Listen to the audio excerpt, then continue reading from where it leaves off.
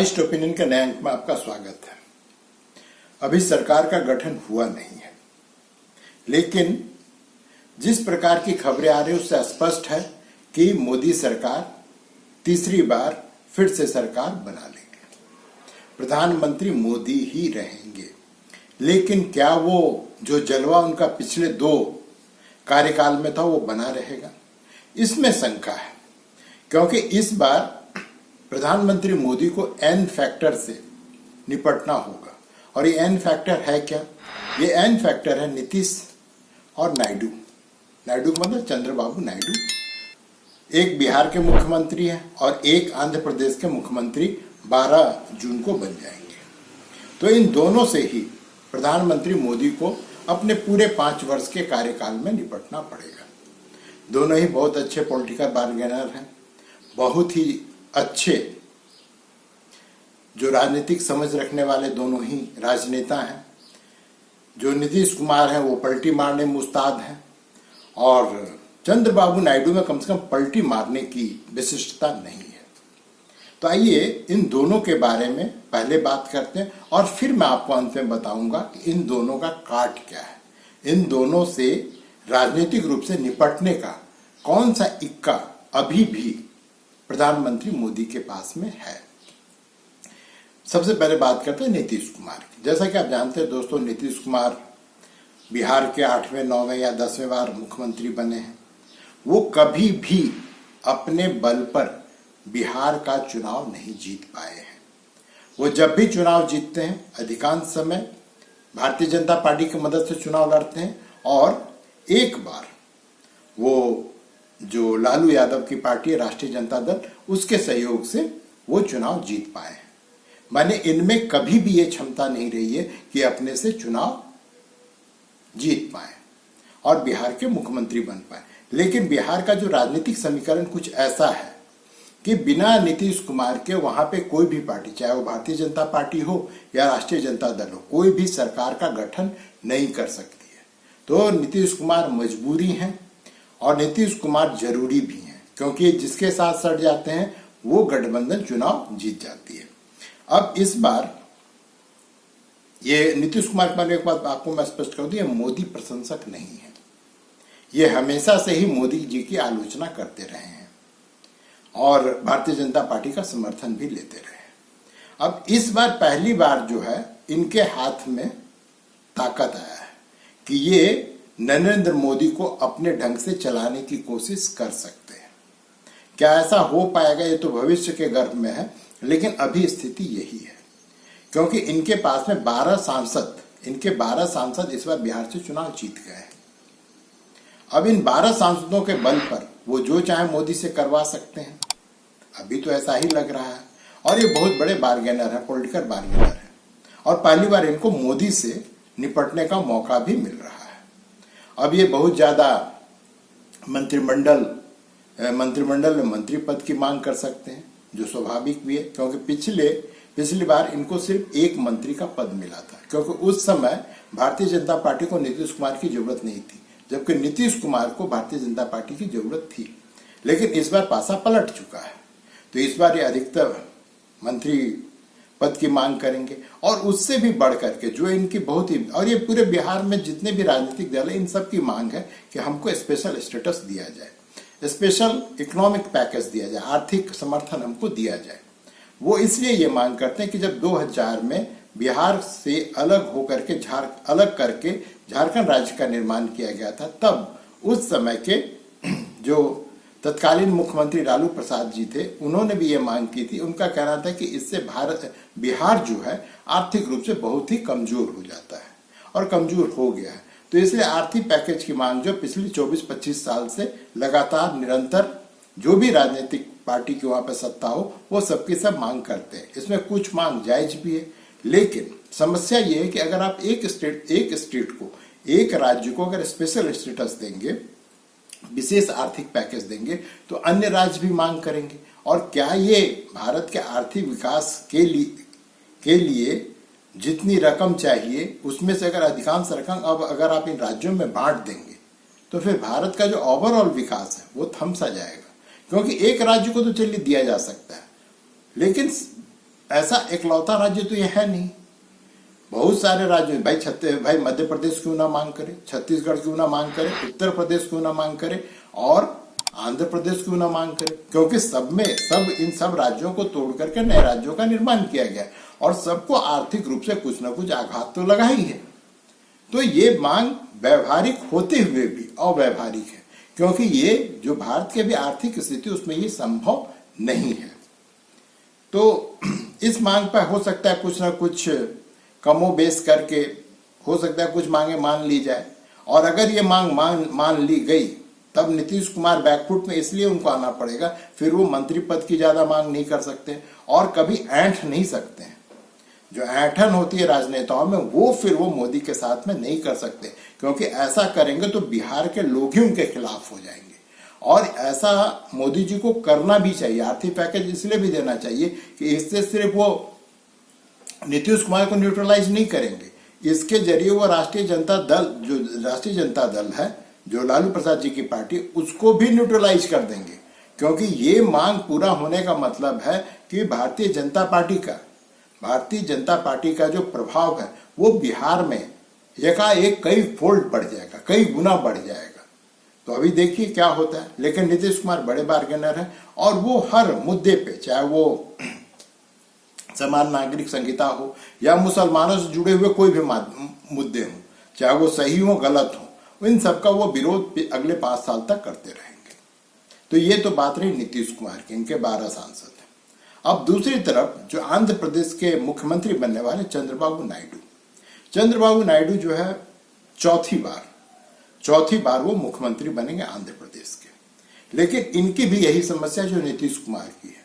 जिस प्रकार से नीतीश कुमार कभी भी अपने बल पर कभी भी चुनाव जीत नहीं पाए बिहार में, वही स्थिति कमोबेश चंद्रबाबू नायडू को है। चंद्रबाबू नायडू सबसे पहली बार जब मुख्यमंत्री बने थे तो इनके ससुर हुआ करते थे एनटी रामाराव, जिन्होंने तेलुगु देशम पार्टी का गठन किया था। तो इन्होंने उनसे विद्रोह करके उनके जितने भी विधायक थे उसको तोड़ करके मुख्यमंत्री बन गए थे। ये खुद चुनाव जीतकर उसमें भी नहीं आए थे, वो एनटीआर चुनाव जीत करके आए थे। उसके बाद जो अगले 3 बार ये चुनाव जीते, उन तीनों ही बार भारतीय जनता पार्टी के साथ गठबंधन करने के बाद ही ये आंध्र प्रदेश का चुनाव जीत पाए हैं और मुख्यमंत्री बन पाए हैं। ये अपने बल पे जब भी चुनाव लड़े हैं तब भी इनको हार का मुंह देखना पड़ा है। तो ये चंद्रबाबू का इतिहास है। लेकिन चंद्रबाबू नायडू 2 मामले में नीतीश कुमार से अलग है। एक तो पहला ये है कि वो पलटी मार नहीं है, और दूसरी बात ये है कि जिस प्रकार से प्रधानमंत्री मोदी इस राष्ट्र का आर्थिक विकास चाहते हैं, जिस तरह से वो पूरे के पूरे भारत को बदलना चाहते हैं, कोई इसी तरह का अप्रोच जो है वो चंद्रबाबू नायडू के पास भी है। चंद्रबाबू नायडू चुनाव 2004 में इसलिए नहीं हारे थे कि उन्होंने कोई गलत काम किया था, वो इसलिए हारे थे कि उन्होंने वहां बहुत ज्यादा विकास किया। लेकिन उससे हुआ क्या है कि जो ग्रामीण क्षेत्र था उसकी कहीं ना कहीं अवहेलना हुई, जिसके कारण जो ग्रामीण वोटर थे, जो ग्रामीण मतदाता था, उन्होंने इनको वोट नहीं दिया। उन्होंने ये मान लिया कि ये सिर्फ बड़े बड़े प्रोजेक्ट ला सकते हैं, बड़े बड़े फ्लाईओवर बना सकते हैं, पूरे शहर का कायाकल्प पलट सकते हैं, लेकिन ये ग्रामीण लोगों के लिए कुछ नहीं कर सकते हैं। तो इस बार जो ये चुनाव जीत गए तो स्वाभाविक है कि ये एक बैलेंस बनाने की कोशिश करेंगे, और यही बैलेंस बनाने की कोशिश मोदी जी को भी करना पड़ेगा। क्योंकि मोदी जी से जो एक देश समाज का जो एक हिस्सा है वो इसलिए नहीं चिढ़ा हुआ है कि वो भ्रष्ट हैं, या वो इसलिए नहीं चिढ़ा हुआ है कि विकास का काम नहीं कर रहे, ये इसलिए चिढ़ा हुआ है क्योंकि वो उनके हित का काम नहीं कर रहे हैं। अर्थात ग्रामीण और कुछ जातियां जो उनको ये लगता है कि हमारे हित में काम नहीं करते, तो मोदी जी को भी यही करना पड़ेगा। अब आते हैं फिर से चंद्रबाबू नायडू की बात पे। इनके वहां पे 16 इस बार सांसद जीत गए हैं। स्वाभाविक है कि नीतीश से ज्यादा पावरफुल है। नीतीश बाबू और जो नायडू साहब हैं, इन दोनों के अगर सांसदों की संख्या को जोड़ लिया जाए तो उसका कुल बनता है 28, और अपने बल पे जो है वो भारतीय जनता पार्टी के पास 240-41 सीट है। तो इन दोनों को, ये तीनों पार्टियां मिल जाने पे सरकार स्थिर हो जाती है, स्टेबल गवर्नमेंट बन जाता है। लेकिन समस्या ये कि क्या ये दोनों मोदी जी का गर्दन नहीं पकड़ेंगे? चंद्रबाबू नायडू भी वही मांग कर रहे हैं कि भाई हमको जो है स्पेशल स्टेटस दो, जो बिहार की मांग है। दूसरी मांग, वो ज़्यादा से ज़्यादा मंत्रिमंडल में अपने लोगों को देखना चाहेंगे। और तीसरी जो सबसे बड़ी मांग है वो है कि वो स्पीकर का पद चाहते हैं। मैं दावे के साथ कहता हूं कि इनकी सब मांग भले ही मांग ले मोदी सरकार, लेकिन कम से कम स्पीकर का पद इनको नहीं देने वाली है। दोस्तों, आपको याद होगा कि तेलुगु देशम पार्टी का ही स्पीकर हुआ करता था वाजपेयी के जमाने में, जब उनकी 13 महीने की सरकार गिरी थी। वो स्पीकर जो था वो उड़ीसा के मुख्यमंत्री गिरधर गोमांग, जो उड़ीसा का मुख्यमंत्री था और उस समय वो संसद का सदस्य भी था। टेक्निकली अगर ये चाहते स्पीकर तो उसको वोट देने से रोक सकते थे, लेकिन उन्होंने ऐसा नहीं किया और जिसके कारण एक वोट से, सिर्फ गिरधर गोमांग के वोट से वाजपेयी सरकार गिर गई थी। तो ये बीजेपी कभी नहीं भूला, इसलिए स्पीकर का पद तो कम से कम मुझे नहीं लगता कि मोदी जी तेलुगु देशम पार्टी को देने वाले हैं। इसी प्रकार से जो टॉप 4 हैं प्रधानमंत्री के बाद में, वित्त, होम मिनिस्ट्री और तीसरा विदेश मंत्रालय, चौथा रक्षा मंत्रालय, इसके साथ भी मोदी जी कोई समझौता नहीं करने वाले हैं। तो चंद्रबाबू नायडू कम से कम ये है कि वो स्थिर मस्तिष्क के व्यक्ति हैं, वो पलटू राम नहीं है। इनसे ये उम्मीद की जा सकती है कि आप इनसे मिल बैठ करके बात करके आप इनसे दोनों ही एक दूसरे अपना काम निकाल सकते हैं। लेकिन अभी से ये बात उभरने लगी है कि क्या मोदी जी को इन दोनों पर ही अगले 5 साल तक निर्भर रहना चाहिए या उनको एक बैकअप प्लान भी तैयार करके रखना चाहिए। और बैकअप प्लान अगर बनाना है तो कितने दिन बाद, क्या 1-2 महीना के बाद ही उस बैकअप प्लान को तैयार कर लिया जाए। लेकिन उससे बड़ा प्रश्न है कि बैकअप प्लान हो क्या सकता है। मैं जिस पार्टी का नाम ले रहा हूं, आप अगर राजनीति को अगर पिछले 20-25 साल से देख रहे हैं तो आप उस नाम को सुन करके चौंकेंगे और कहेंगे ये कभी हो ही नहीं सकता है। लेकिन सबसे पहले मैं उस पार्टी का आपको गठबंधन का इतिहास बताता हूं, फिर आप समझ पाएंगे कि ये संभव है। वो पार्टी है डीएमके, एमके स्टालिन की पार्टी, सनातन विरोधी पार्टी और तमिलनाडु की पार्टी। एमके स्टालिन अभी जो डीएमके के सर्वेसर्वा बने हुए हैं। अब मैं जब ये कह रहा हूं कि हो सकता है मोदी बैकअप प्लान के रूप में डीएमके को एनडीए के फोल्ड में लाएंगे, आपको बड़ा आश्चर्य होगा। लेकिन दोस्तों, ये वास्तविकता है और ऐसा पहले भी हो चुका है। जब इंद्र कुमार गुजराल की सरकार थी, जो कांग्रेस के समर्थन से मुख्यमंत्री बने थे, मैं 98 की बात कर रहा हूं।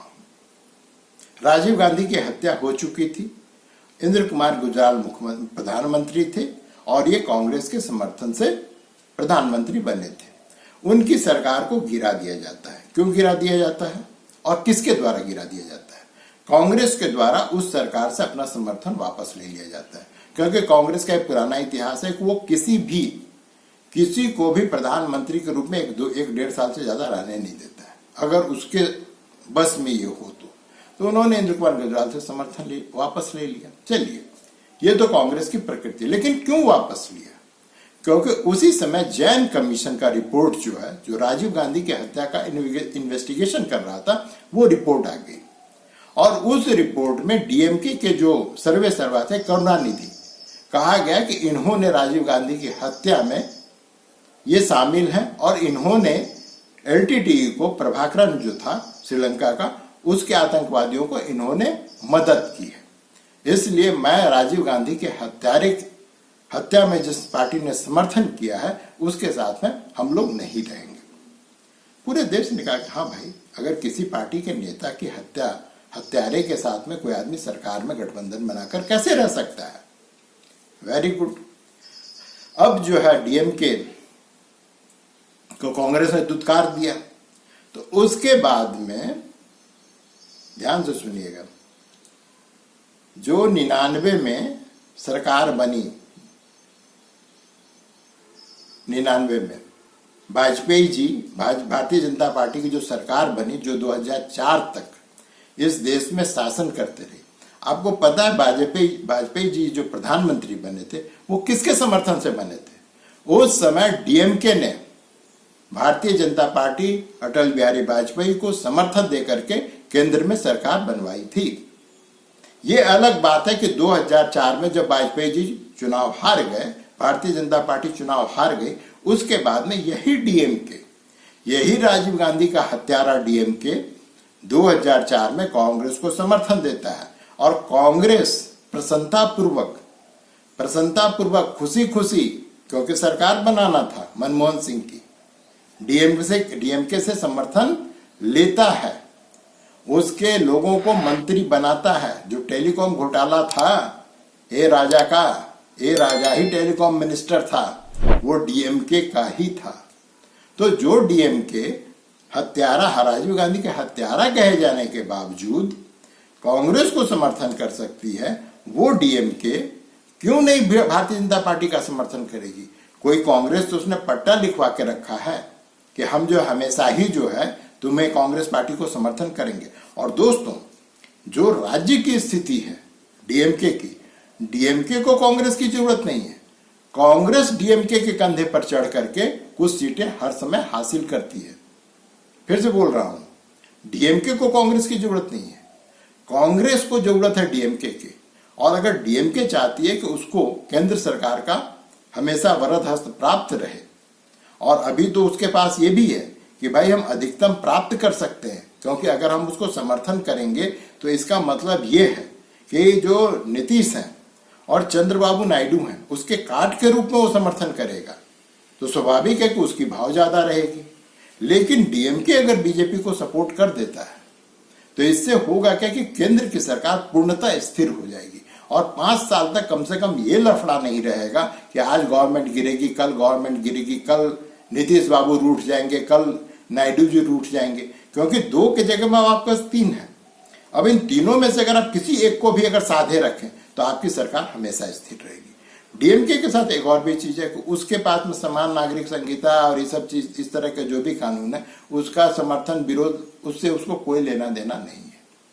और शुरुआत में आपको दोस्तों मैं ये भी बता दूं कि न तो चंद्रबाबू नायडू विरोध करेगा डीएमके का और न ही नीतीश कुमार विरोध करेंगे डीएमके का, क्योंकि इनको लगेगा कि हम तीनों मिलकर और ज्यादा मजबूत हो जाएंगे तो मोदी जी से हम ज्यादा हट सकते हैं। इनकी सोच ये होगी और मोदी जी की सोच ये होगी कि आप किसी एक तीनों में से किसी को साथ लीजिए, किसी को भी साथ लीजिए तो आपका सरकार हमेशा ही स्थिर रहेगा।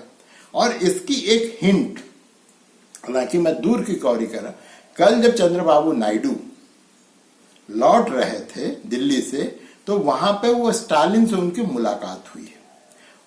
स्टालिन कह रहे हैं कि औपचारिक मुलाकात थी और चूंकि वो चुनाव जीते और फिर से मुख्यमंत्री बने जा रहे हैं, इसलिए मैं उनको कॉन्ग्रेचुलेट करने के लिए उनसे मिला हूं। लेकिन दोस्तों, राजनीति ऐसे गंदी चीज है कि इसमें हर मुलाकात, हर बात, सब कुछ का कुछ ना कुछ अर्थ होता है। और यहां भी अगर स्टालिन से अगर मुलाकात हो रही चंद्रबाबू नायडू की, और संभावना ये भी कि चंद्रबाबू नायडू जो इस बार का जो एनडीए का जो फॉर्मेशन हो रहा है उसके ये कन्वेनर भी बनने जा रहे हैं, और ये कन्वेनर बनेंगे तो स्वाभाविक है कि किस पार्टी को लाना है और किस पार्टी को नहीं लाना है एनडीए के फोल्ड में, वो बहुत हद तक चंद्रबाबू नायडू की मंशा पर निर्भर करेगा।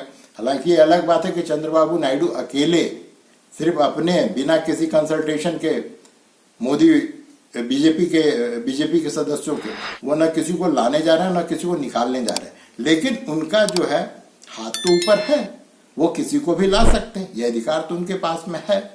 तो भविष्य की जो राजनीति है दोस्तों, मैं फिर से कह रहा हूं, पट्टी बांध लीजिए। अभी राजनीति का मौसम पूरा बदला नहीं है, अभी राजनीति का मौसम पूरा बदलने वाला है। अभी अगले 1, 2, 3 महीने में बहुत कुछ होने वाला है। बहुत कुछ होने वाला का मतलब बहुत कुछ होने वाला है, क्योंकि जो दांव पे लगा हुआ है वो देश का विकास लगा हुआ है। और देश के विकास के लिए मोदी जी को जितना हम लोग अब तक जान पाए हैं, उसमें आप ये मान करके चलिए कि देश के विकास के लिए वो किसी भी हद तक जा सकते हैं, किसी भी पार्टी से समझौता कर सकते हैं। तो अब भी बैठ कर सोचिएगा, अभी कोई नया गणित सोचिए। जिस तरह से मैंने सोचा कि डीएमके जो है वो बैकअप प्लान के रूप में एनडीए का हिस्सा बन सकती है, और भी कई पार्टियां हैं। कुछ पार्टियां तो अंदर से मना रही हैं कि हमको एक बार इशारा तो करो, कि मैं भी एनडीए में शामिल हो जाऊं, क्योंकि सबको लगता है कि इस बार मंत्री बनने का चांस है, इस बार हम मोदी जी से अधिकतम प्राप्त कर सकते हैं। इसलिए आने वाले समय में आप मान करके चलिए कि एनडीए का जो है और विस्तार होगा और भी बहुत सारी पार्टियां एनडीए में शामिल होगी। तो आज के लिए दोस्तों बस इतना ही। वीडियो आपने देखा, इसके लिए